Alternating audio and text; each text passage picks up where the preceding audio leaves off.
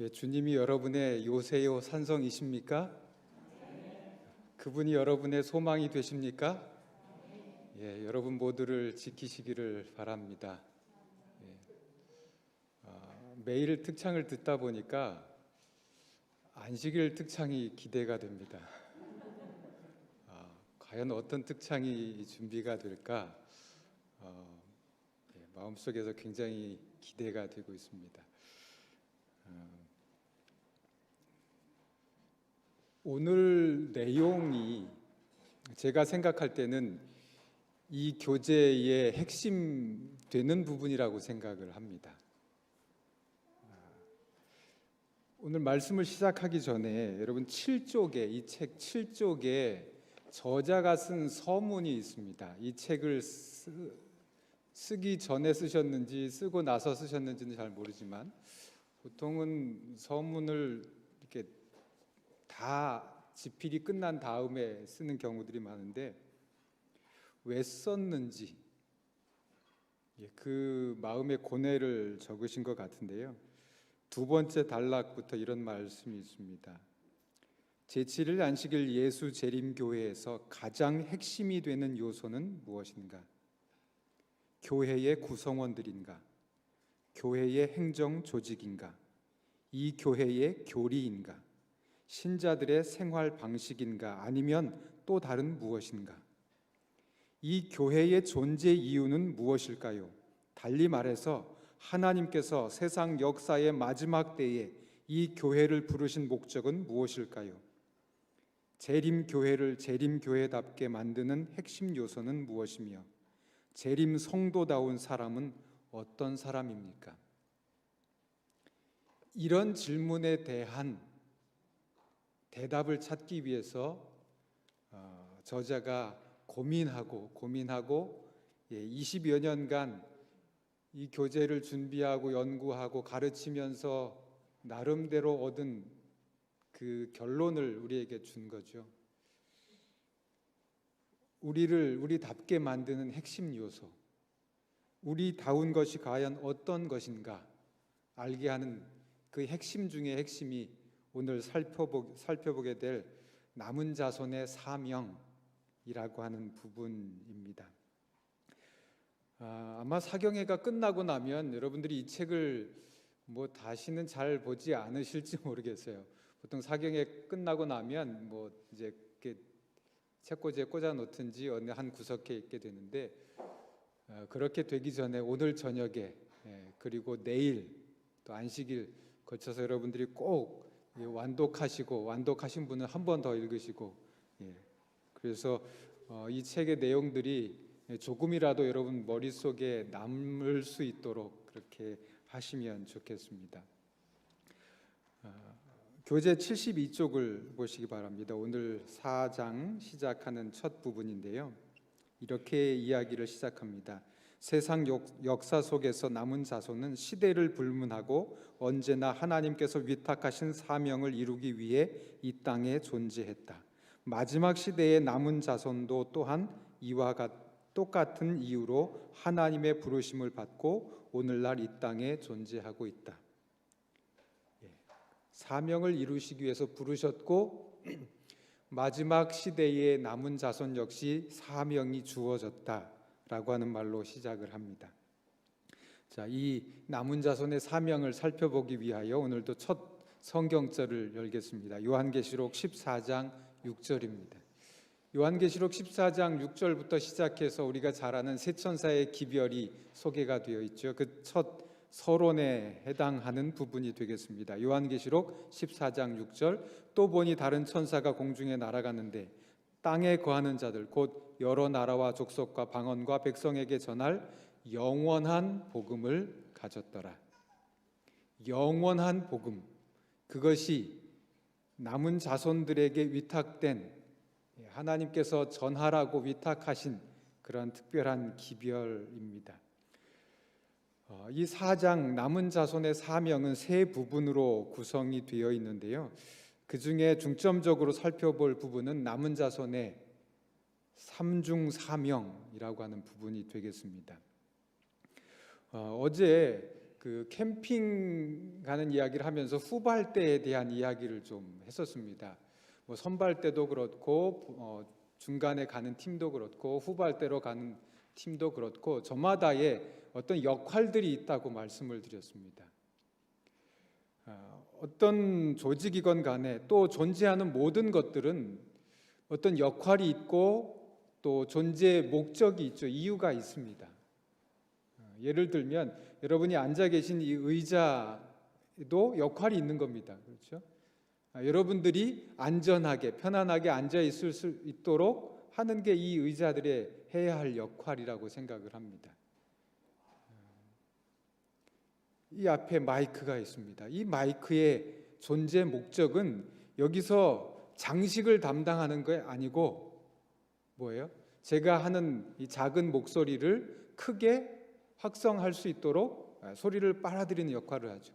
그리고 받아들인 또 소리를 인터넷을 통해서 우리가 유튜브로 들을 수 있도록 또 내보내주는 역할을 그 첫 시작을 이 마이크가 합니다. 저마다의 존재의 이유가 있고 목적이 있습니다. 그것을 저는 사명이라고 오늘 좀 부르고 싶습니다. 어떤 분들은 목적이라든가 역할이라든가 사명이라든가 이것을 굳이 구분해서 사용하기도 하지만 오늘 이런 말들을 사용할 때 같은 의미로 제가 사용하게 될 것입니다. 그러니까 여러분 혹시 목적이라고 말해도 사명이라고 이해하셔도 또 역할이라고 말해도 사명이라고 이해하셔도 괜찮습니다. 첫 번째 살펴보아야 할 부분이 사명을 위한 부르심이라고 되어 있는데요. 하나님의 부르심에는 두 가지가 있답니다. 하나는 우리를 개인적으로 부르시는 겁니다. 구원을 위해서 부르시는 겁니다. 구원을 위한 부르심은 극히 개인적입니다. 우리 한 사람 한 사람에게 하나님께서 다른 목소리로 다른 방법으로 또 다른 상황에서 각각 말씀하십니다. 그러나 사명을 위해서 봉사를 위해서 부르실 때에는 물론 개인적으로도 부르실 수도 있지만 공동체를 부르시는 특별한 경우들이 있었다는 것입니다. 그것이 이스라엘을 부르실 때에도 그랬다는 거죠. 이스라엘의 어떤 한 사람이 아니라 아브라함을 통해서 태어나게 될 그의 자손들, 그의 백성들, 민족들을 전체를 택하셔서 사명을 위탁하셨다는 겁니다. 남은 자손의 부르심은 후자에 해당합니다. 이 부르심은 공동체 전체를 향한 부르심이었다 이렇게 말합니다. 공동체를 부르셨다는 이야기는 그에 맞는 응답이 필요한 것입니다. 나 혼자 잘해서는 의미가 없는 겁니다. 물론 그것도 중요하지만 아무도 안 하는 것보단 낫겠지만 나 혼자 하는 것보다는 어떻게 해요? 여러 사람이 합력해서 하나가 돼서 힘을 합쳐서 해나갈 때 더 큰 의미가 있다는 것입니다. 그래서 살펴봐야 할 것이 공동체에 대한 부르심이 어떤 건가 하는 겁니다. 남은 자손의 부르심은 공동체 전체를 향한 부르심이다. 남은 자손인 재림교회에 적용하면 재림교회라는 신앙 공동체 전체를 부르신 것이다. 이 교회에 속하는 모든 사람이라면 누구라도 하나님의 남은 자손으로 그 부르심에 응답해야 한다는 겁니다. 여기 성경주석 7권에 이렇게 이야기를 했습니다. 구약 당시의 남은 자손은 이렇게 이스라엘 자손에 이어지는 세대, 즉 하나님의 선택된 백성으로 이루어졌다. 이 남은 자손은 하나님께서 그들에게 메시아를 보내 그들을 통하여 이방인들을 복음화하기로 작정한 또 공식적으로 지정된 집단이었다. 이 남은 자손은 흩어져 있던 각각의 충성스러운 개인들이 모여서 구성된 집단이 아니고 하나의 공동체로서 하나님의 거룩한 위임을 받아 이 땅에 존재한 가시적 조직체이다. 한 사람 한 사람 구원받을 만한 사람들을 모아서 하나님이 만드신 공동체가 아니고 이스라엘 민족 전체, 그리고 그들이 그 사명을 감당하지 못하니까 교회라고 하는 공동체 전체, 그렇게 하나님께서 공동체들을 선택하셨습니다.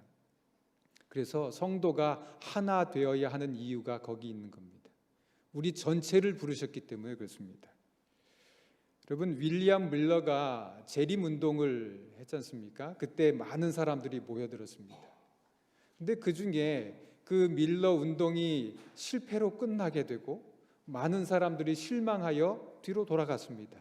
자기가 원래 소속되어 있던 교단들로 돌아가고 어떤 사람들은 아예 신앙을 버리고 떠나기도 했습니다. 그런데 끝까지 남아서 자신의 실패를 딛고 일어선 전진하는 무리들이 있었죠. 하나님께서는 실망하지 않는 그 무리들, 실패하고 좌절하지 않는 그 무리들을 택하셔서 그들이 벌였던 그 운동, 재림운동이라고 하는 것을 택하셔서 마지막 사명들을 위탁하셨고 그들에게 기별을 더하셨고 그들을 축복하셔서 남은 자의 사명을 감당할 수 있도록 그렇게 하셨습니다. 공동체를 부르셨다고 하는 말은요, 우리가 서로 협력하고 하나가 되어 앞으로 나아가라는 말입니다. 그런데 우리 교회들을 살펴보면 우리가 하나가 돼서 한 방향으로 일을 추진해 나가야 하는데 불화라고 하는 우리의 발목을 잡는 것들이 우리 눈에 너무나 많이 띕니다. 시간 낭비, 에너지 낭비. 그래서 우리의 사명 감당은 엄두도 내지 못하는 현실들을 볼 때가 있습니다. 안식일 점심 때문에 여러분 싸워보신 적은 없습니까? 요즘은 아예 먹을 수 없으니까 그 문제가 좀 사그러들었지만 안식일 점심을 먹어야 될까? 먹지 말아야 될까? 먹으면 무엇을 먹어야 될까? 누가 준비해야 될까? 어떻게 준비해야 될까? 그 문제로 많은 갈등들이 일어나기도 합니다. 때로는 교회 수리를 하게 되면 어떻게 해야 될까? 또 돈은 얼마나 드려야 될까? 예배 순서를 조정하게 되면 또 어떻게 해야 될까? 그것 가지고 우리는 불화하게 됩니다. 선거위원회가 구성되면 누가 어떤 부서를 맡아야 될지 그 문제로 우리는 심각한 상처들을 입습니다. 교회 안에서 누가 담임 목사하고 더 친한가라고 하는 문제로 마음의 상처들을 주고받습니다. 그러나 반드시 우리가 기억해야 할 것은 우리가 협력하지 않으면, 함께하지 않으면, 하나가 되지 않으면 마지막 남은 자손으로서의 사명을 감당할 수 없다는 것입니다. 여기 교회 증언 8권 165페이지, 주님의 백성들은 하나가 되어야 한다. 그분의 사업에는 분리가 없어야 한다. 그분의 계명을 지키는 백성들은 하나가 되어야 한다. 사단은 하나님께서 하나로 만들고자 애쓰고 계시는 자들을 분리시키기 위하여 온갖 계책을 고안할 것이다. 온갖 계책이요. 안식일 점심 식사 문제, 교회 수리 문제, 예배 순서 문제, 우리 교회 안에 일어날 모든 것들을 가지고 우리를 분열시키려고 하는 것입니다. 절대 편을 갈라서는 안 됩니다. 교회건 사회건 편이 갈라지면 정말 갈라집니다. 두 조각 나는 겁니다. 그런데 여러분, 나와 생각이 다르면 우리는 보통 네 편, 내 편 이렇게 나눠서 편을 가르지만 나와 생각이 다른 사람, 나와 뜻을 같이 하지 않는 사람하고 어떻게 하나가 될 수 있을까요? 그게 문제잖아요. 하나가 되어야 한다고 하는 것은 알겠는데 어떻게 나하고 생각을 달리하는 사람과 하나가 될 수 있을까? 그 방법은 하나밖에 없습니다. 어떤 방법이 있을까요? 하나밖에 없는 유일한 방법, 사랑이라고 생각합니다. 여기 아이들보다 부모님들이 더 많으니까 부모님들은 자녀의 마음을 다 이해합니까? 절대 그렇지 않습니다. 내 속으로 낳는데 내가 키웠는데 모르겠는 게 너무 많습니다. 자녀들은 어떨까요? 평생 보고 자랐는데 그 엄마 아빠를 다 이해 못할 때가 있습니다. 평생을 살다 보니까 부모 자녀 관계보다 더 오래 사는 관계가 있더라고요. 어떤 관계예요? 부부 관계입니다. 부부가 더 훨씬 오래 살더라고요. 저도 계산해 보니까 어머니 아버지하고 살았던 시간보다 제 아내하고 살았던 시간이 훨씬 더 길어졌습니다. 그러면 그렇게 오래 사는 부부들은 서로를 다 이해할까요? 그렇지 않습니다. 늘 같은 이불 속에 자는 부부도 서로를 다 이해하지 못합니다. 그런데 어떻게 우리의 가정이 하나가 될 수 있습니까? 그 유일한 방법은 사랑밖에 없습니다. 사랑이 아니고는 우리의 가정이 하나가 될 수 있는 방법은 없습니다.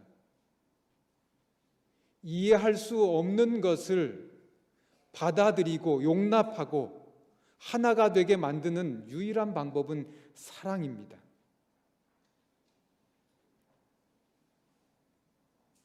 그리고 그 사랑을 통해서 그 사랑을 기초로 우리가 함께 많은 이야기들을 나누게 될 때 우리의 가정은 하나가 될 수 있습니다. 교회도 다르지 않을 것 같습니다. 함께 대화가, 사랑의 대화가 무르익는 교회는 하나가 될 수 있습니다. 목표가 같아지고 나아가야 할 방향이 같아지고 생각이 같아지고 주님이 거기 함께 계실 겁니다. 우리 호평교회가 그런 교회가 되시기를 바랍니다. 아마 그런 교회였기 때문에 이만큼 성장했다고 생각이 됩니다. 앞으로도 꾸준히 여러분 함께 사랑하고 또 그 사랑을 바탕으로 더 이해하려고 감사하려고 애쓰고 더 많이 대화하고 그런 사랑이 넘치는 교회가 되시길 바랍니다. 우리의 부르심은 이 사명은 어제 우리가 함께 연구했던 세 가지 특징을 기본으로 하는 것 같습니다. 이 교재에서 그 세 가지를 다시 한번 이렇게 복습하도록 제시를 해줬는데요. 그럴 시간은 충분하지 않으니까 그냥 앞에 제목들을 한번 보세요. 어제 배웠던 거. 우리가 남은 자손인 특징, 첫 번째 하나님의 계명을 지킨다고 그랬죠. 그런 특징을 우리가 가지고 있었고요. 또 하나는 예수님의 증거라고 하는 것을 우리가 갖고 있다고 말씀드렸습니다. 그런데 이 하나님의 말씀과 예수님의 그 증거, 이 두 가지가 우리가 착각하기 쉬운 것이 뭔가 하면 구원의 조건이라고 생각을 하는 경우들이 있어요. 하나님의 계명을 지키는 것이 우리를 구원하게 만든다. 예수의 증거를 가지면 우리의 구원이 이루어진다. 이렇게 착각하는 것들이에요. 그래서 교재에서 굉장히 엄중하게 그 이야기를 다루고 있어요. 여기 있는 말씀을 좀 읽을게요. 구원에 대한 지식은 이미 성경 말씀을 통해 주셨습니다. 인류의 구원을 위해서는 성경 외에는 어떤 다른 기별도 필요가 없다. 예언의 신은 성경의 불완전하거나 부족한 부분을 채워주는 기별이 아니다. 이 기별을 주신 것은 사탄과의 마지막 싸움에서 승리케 하기 위함이다. 예언의 신은 구원의 지침서가 아닌 사명 완수를 위한 지침서로서 하나님이 주신 것이다.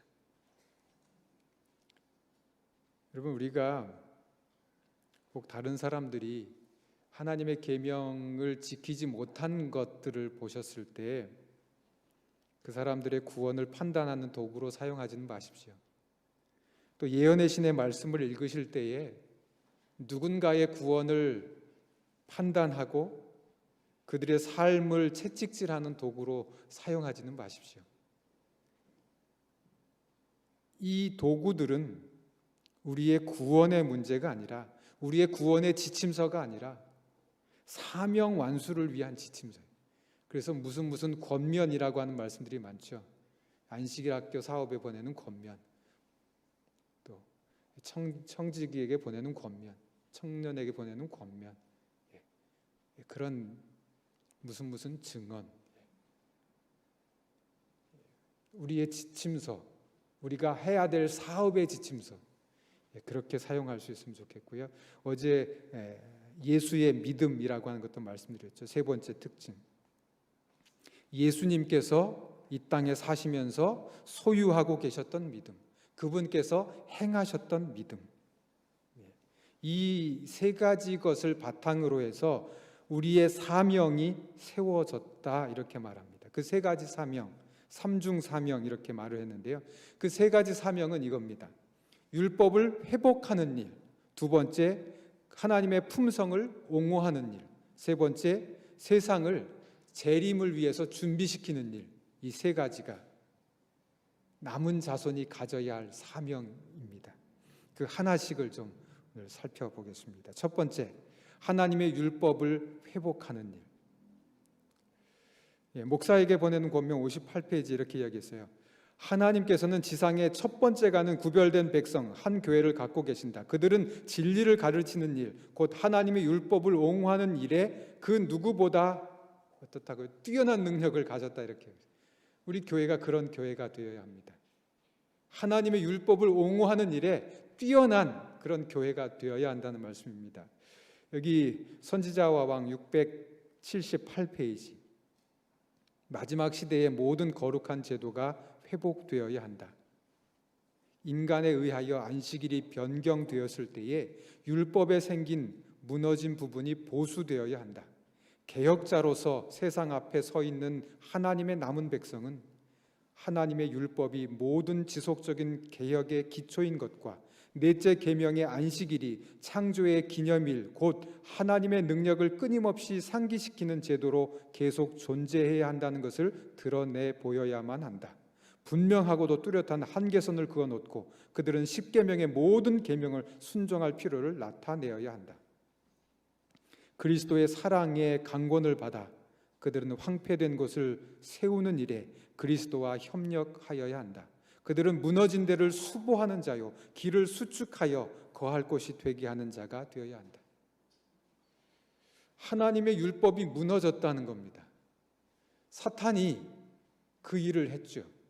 또 실제로 천주교회에서는 십계명의 일부분을 고쳐서 하나님의 계명이 하나님 계명답지 못하도록 만들었죠. 이렇게 무너진 것들을 보수하는 그런 신앙 공동체, 그것이 우리가 되어야 한다는 것입니다. 특별히 안식일을 우리가 강조하고 있는 이유는 너무나 많은 사람들이 안식일을 무시하고 지나가 버립니다. 잊어버리고 살아갑니다. 아무도 강조하지 않습니다. 그 무너진 것들을 그래서 우리가 강조하고 있는 거죠. 사탄이 하나님의 율법을 공격하는데요, 피조물들의 행복을 막고 방해하기 때문에 변경되어야 한다라고 말했고, 실제로 사탄은 그 결과로 율법을 파괴했고 또 훼손했고 변경시켰습니다. 그런데 예수님께서 사탄의 주장을 반박하셨고 율법을 옹호하기 위해서 이 땅에 오셨고 그분의 죽음으로 그 사명을 완수하셨습니다. 그러므로 우리도 남은 자손으로 예수님처럼 그런 사명 앞에 서야 하고 우리도 그 사명을 이루기 위해서 최선을 다해야 한다는 것입니다. 하나님의 율법을 옹호한다. 우리가 하나님의 율법을 옹호한다라는 말은요, 어떤 말입니까? 율법을 뭐하라는 말이며? 지키라는 말입니다. 우리의 삶을 통해서 하나님의 율법을 지키는 모습을 세상에 보여주라는 겁니다. 세상이 우리를 보면서 하나님의 율법이 지킬 만한 것이구나, 지킬 수 있는 것이구나 깨닫도록 보여주어야 합니다. 여러분, 하나님의 십계명을 지킬 수 없습니까? 아니면 우리가 지키지 않기로 선택한 것입니까? 이건 매우 중요한 물음입니다. 하나님의 십계명, 그것은 아예 처음부터 지킬 수 없는 것이었기 때문에 우리가 못 지키고 있는 것인가? 아니면 지킬 수 있는데도 불구하고 우리가 지키지 않기로 선택한 것인가? 하는 겁니다. 십계명을 주셨다는 이야기는 지킬 수 있다는 이야기겠죠. 지킬 수 없는 것을 주셔놓고 지키라고 했다면 하나님은 사랑의 하나님이라고 말씀하실 자격을 상실할 것입니다. 지킬 수 있게 만들어 주셨습니다. 그런데 이것을 지켜서 구원을 받겠다고 생각하면 율법주의가 될지 모르겠지만 우리가 그분의 백성이니까 그것을 지키려고 노력하고 최선을 다하는 것은 바람직한 자세라고 생각합니다.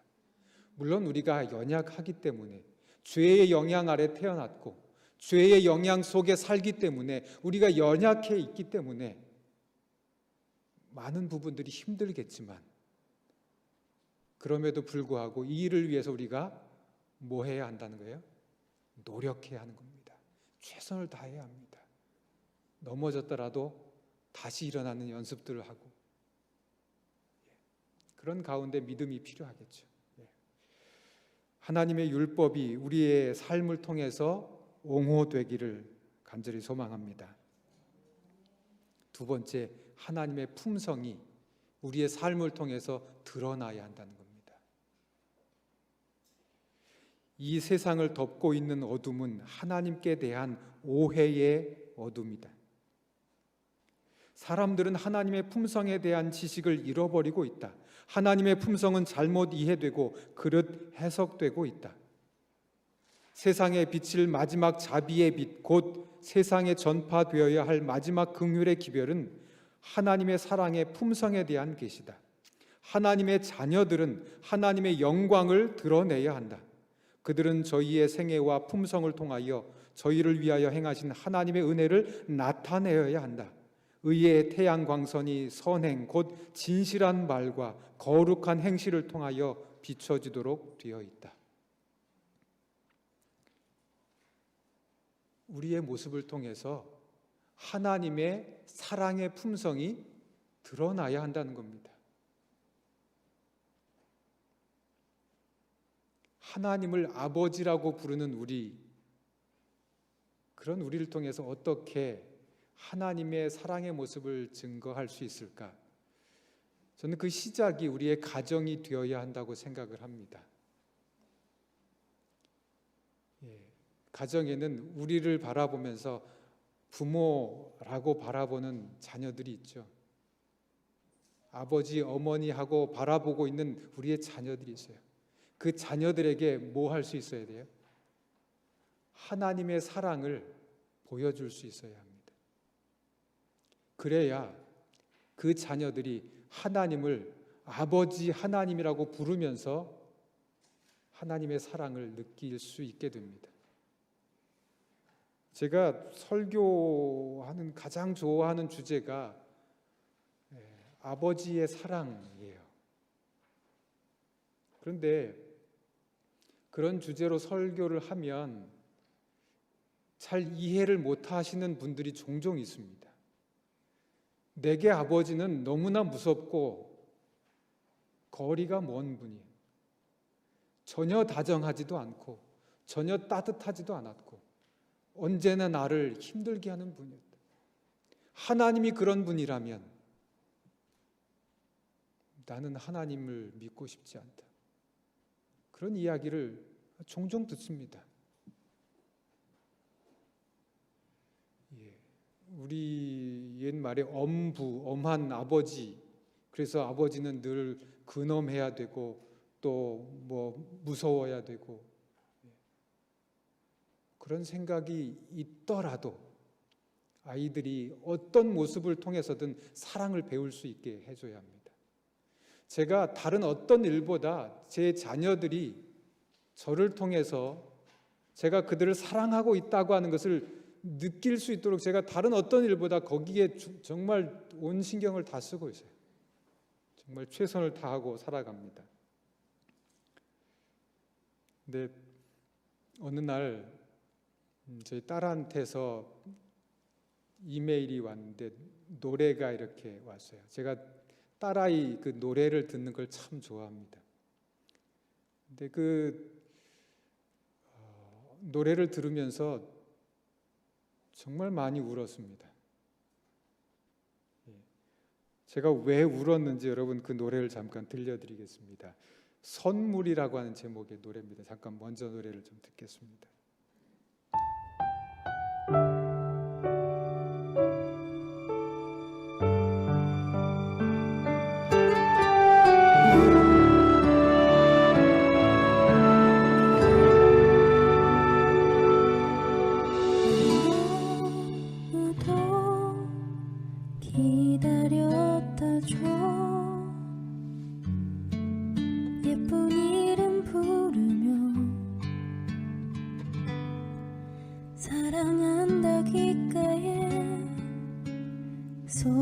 속삭였었죠.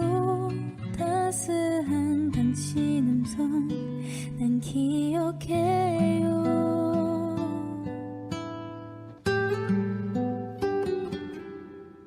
시간은 흐르고 나는 자라며 어느새 당신의 모습은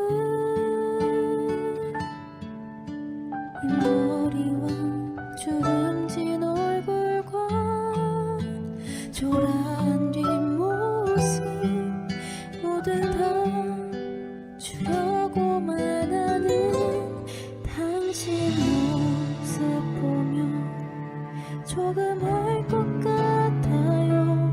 그 사랑 얼마나 깊은지 남김없이 모두 다 버리신 주님 예수 그 사랑 얼마나 크고 깊은지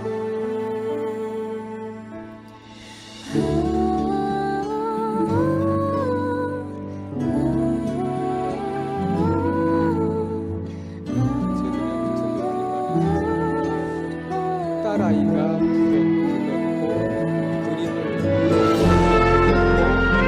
거기에 영상을 만들어서 저한테 선물로 보내줍니다. 그러면서 아빠 엄마의 사랑을 대비해서 예수님의 사랑을 보여줍니다.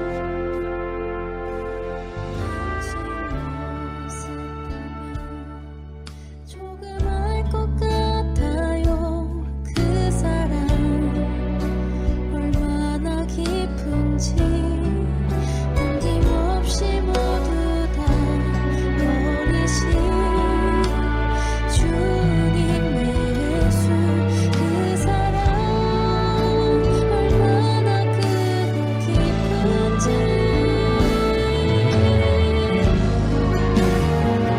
주님이 주신 선물 같아요. 하나님 큰 사랑 깨닫지 못하는 미련한 너에게 주가 주신 선물 같아요. 주 내게 주신 귀한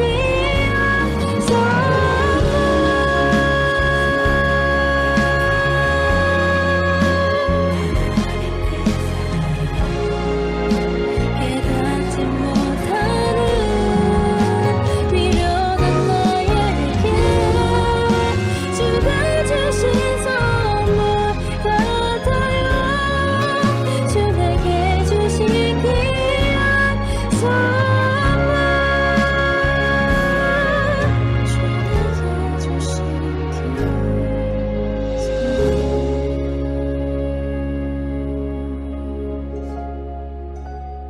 이런 선물을 받으면 행복하지 않겠습니까? 아빠로서 하나님의 사랑을 잘 못 깨달았었는데 자신을 위해서 모든 것 다 주는 엄마 아빠의 모습을 통해서 조금이나마 예수님의 사랑을 깨달았다고 고백하는 노래를 들으면서 목사로서도 행복했고 아버지로서 그래도 열심히 살아서 아이들이 이렇게 느꼈구나 하는 것들이 생각되니까 너무나 감사했습니다. 근데 이거부터 시작하는 겁니다. 가정에서부터 가장 우리가 잘할 수 있는 부분 아닙니까? 그리고 가장 잘 해야 되고요. 그 다음에 우리의 가정에서 우리의 아이들이 부모의 사랑을 통해서 하나님의 사랑이 이렇구나 하는 것들을 느끼게 되면 우리가 우리의 삶을 통해서 그렇게 하나님의 품성, 사랑의 품성을 보여줬다면 또 어떻게 세상을 향해서도 우리가 사랑을 보여주도록 또 노력해 봐야 되지 않겠습니까? 아무 조건 없이 사람들에게 나눠주고 무례하지 않게 또 자신이 드러나지 않게 봉사하고 사람들을 배려하고 그런 모습을 통해서 하나님의 사랑의 품성이 세상 사람들에게 보여지는 겁니다. 그런데 요즘은 교회 다닌다는 말을 하기가 참 부끄럽지 않습니까? 기독교라고 하는 말 앞에다가 동물 이름을 붙여서 그렇게 말하는 시대가 돼 있을 만큼 우리의 삶의 모습이 사람들에게 오히려 짐이 되었고 사람들에게 부담이 되었다는 그런 생각이 들 때가 많습니다. 예수님의 사랑으로 사람들에게 다가가고 있었는가? 우리의 삶이 우리가 가져야 할 그 사명이 두 번째 사명, 예수님의 하나님의 품성, 사랑의 품성을 드러내야 하는 건데 그걸 드러낼 방법은 우리의 삶을 통한 방법밖에 없습니다.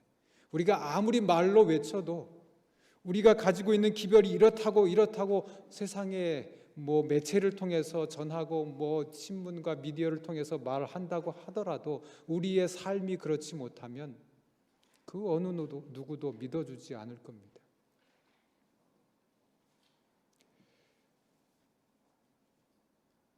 우리의 삶 속에 사랑이 풍성히 묻어나게 되기를 바랍니다.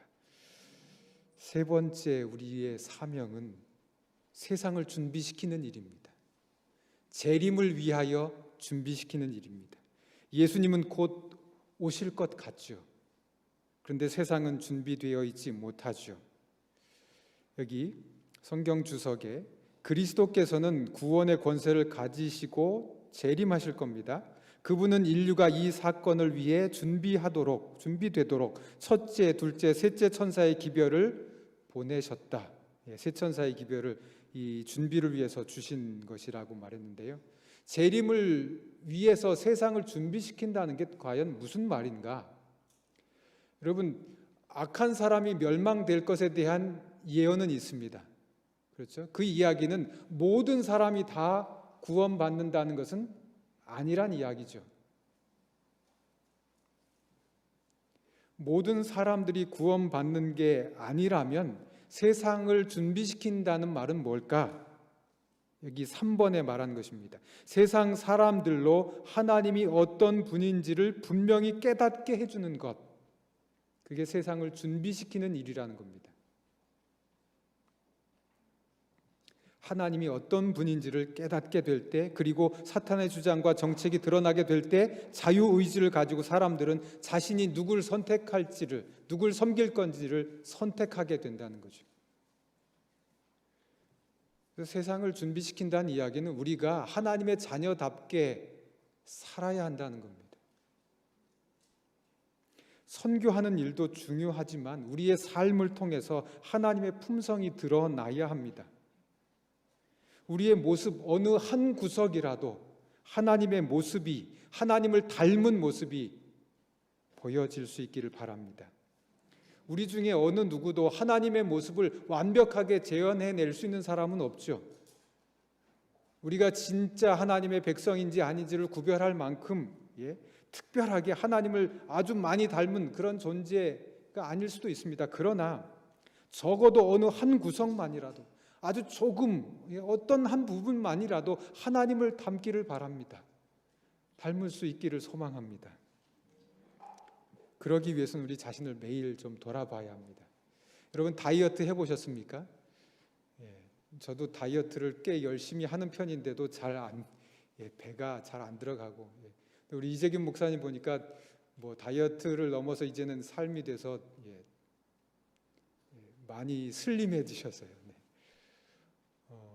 근데 다이어트를 할 때 뭐 중요한 게 여러 가지가 있지만 어떤 그 전문가가 이런 얘기를 하더라고요. 매일 체중을 재라는 겁니다. 체중계를 옆에 놓고 매일이 아니요, 뭐 하루에도 몇 번씩, 뭐 시간마다 틈 날 때마다 몸무게를 재라는 겁니다. 그래서 그 몸무게를 볼 때마다 뭐 하라는 거예요? 마음에 부담을 가지라는 거예요. 내가 현실이 이렇구나. 우리가 매일매일 우리 자신을 돌아봐야 합니다. 내가 하나님을 닮은 구석이 어디 하나 좀 있는가 좀 찾아보기 위해서, 혹 어디가 내가 잘못되었는지, 뭐가 하나님하고 다른지 찾기 위해서 매일 매순간 우리 자신들을 돌아보아야 합니다. 그런 노력들이 우리가 계속될 때 조금이나마 우리가 하나님을 닮아갈 수 있지 않을까. 이 마지막 기별을 전해야 되는 사람들은 누구인가? 세 천사의 기별이라고 했는데 이 세 천사가 누구인가? 우리 교회 모든 학자들은 이렇게 생각합니다. 이 기별을 전하는 세 천사는 마지막 시대에 하나님의 성도들이다. 우리들을 세 천사 이렇게 부를 수 있다는 겁니다. 죄인인 우리가 하나님의 일을 하게 되면 천사처럼 인정받을 수 있다. 너무나 감사한 일 아닙니까? 우리가 이 세 가지 우리의 사명 위하여 기도하고 더 많은 노력들을 기울였으면 좋겠습니다. 우리가 전해야 될 기별, 세 천사의 기별, 마지막 경고의 기별이죠. 이 세 천사의 기별은 우리가 작년에 사경에서 다뤘죠. 그래서 뭐 특별히 다루진 않지만 다시 한번 우리의 기억을 환기하는 의미로 좀 빠르게 세 천사의 기별을 좀 읽어드리도록 하겠습니다. 요한계시록 14장 6절부터 소개된 세 천사의 기별 좀 낭독해드리겠습니다. 또 내가 보니 다른 천사가 공중에 날아가는데 땅에 거하는 자들 곧 여러 나라와 족속과 방언과 백성에게 전할 영원한 복음을 가졌더라. 그가 큰 음성으로 가로되 하나님을 두려워하며 그에게 영광을 돌리라. 이는 그의 심판하실 시간이 이르렀음이니 하늘과 땅과 바다와 물들의 근원을 만드신 이를 경배하라 하더라. 두 번째 천사입니다.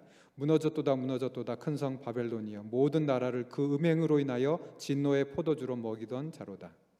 셋째 천사입니다. 만일 누구든지 짐승과 그의 우상에게 경배하고 이마에나 손에 표를 받으면 그도 하나님의 진노의 포도주를 마시리니 그 진노의 잔에 섞인 것이 없이 부은 포도주라.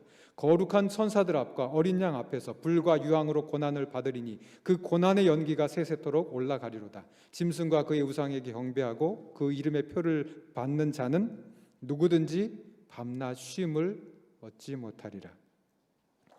이 세 천사의 기별이죠. 이 기별의 핵심은 마지막 시대에 쟁점이 되고 있는 누구를 예배할 것인가에 대한 이야기라고 우리는 배웠습니다. 우리가 예배해야 될 대상이 누구인가? 세상이 만들어 놓은 어떤 제도나 세상이 만든 어떤 형태의 예배가 아니라, 어떤 우상이 아니라 창조주 하나님을 예배하고 경배해야 된다라고 하는 이야기를 했고요. 그것이 영원한 복음이라고 이 세 천사의 기별은 말하고 있습니다. 오늘 남은 자의 사명, 남은 자손이 가진 사명을 정리하면 하나님께서는 마지막 사명의 수행을 위해 남은 자손이라는 신앙 공동체를 부르셨습니다. 남은 자손은 하나님의 계명을 지키며 예수의 증거를 가지고 있으며 예수의 믿음을 지킵니다. 남은 자손은 하나님의 율법을 회복하고 품성을 옹호하며 제 이름을 위해 세상을 준비시킵니다. 그리고 새 천사의 기별로 하나님을 선포합니다. 우리의 교회가 사명 중심으로 바뀌어야 합니다. 교회는 여러 목적들이 있습니다. 예배해야 하는 목적들이 있죠. 또 교육하는 목적이 있습니다. 친교하는 목적이 있죠. 전도하는 목적이 있습니다. 그런데 그 모든 목적들이 이 사명을 감당하기 위해서 펼쳐지기를 바랍니다. 우리의 사명에 보다 더 초점을 맞출 수 있어야 합니다. 여러분, 우리의 삶은 주목받고 있습니다. 온 세상이 우리를 주목하고 있습니다. 온 우주가 우리를 주목하고 있습니다. 마치 진열장에 있는 그 어떤 상품처럼 많은 시선이 우리에게 머물고 있습니다. 요즘은 뉴스만 틀면 대통령 선거 후보들이 무슨 얘기했다 무슨 얘기 그런 얘기 계속 나오죠. 근데 제가 흥미가 됐던 것은 뭔가 하면 그 여러 후보자들이 나름대로 여러 그 리스크라고 하는 거죠. 위험 요소들을 가지고 있어요.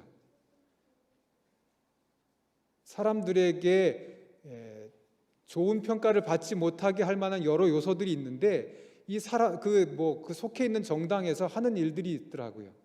그 리스크를 관리하는 팀들이 있답니다. 그리고 그 후보자들을 홍보해주는 팀들이 또 따로 있다는 거죠.